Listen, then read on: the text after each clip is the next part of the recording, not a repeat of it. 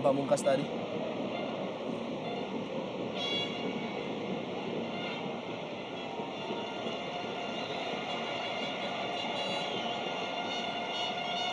Oh, Ada benturan nampaknya terhadap kepala dari Tommy Labudovic dan juga Bambang Pamungkas yang masih tersungkur.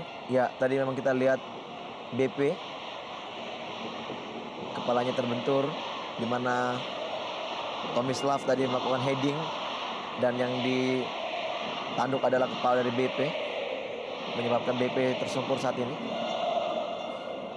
Apakah terjadi pendarahan? Kita melihat di sini bagaimana Labudovic memegangi bagian kepalanya, dan begitu pun juga dengan BP. Biasanya apabila BP sedikit tersungkur, ini memang benar-benar sebuah cedera yang cukup serius terhadap dirinya. Pemain yang tidak mudah jatuh begitu saja.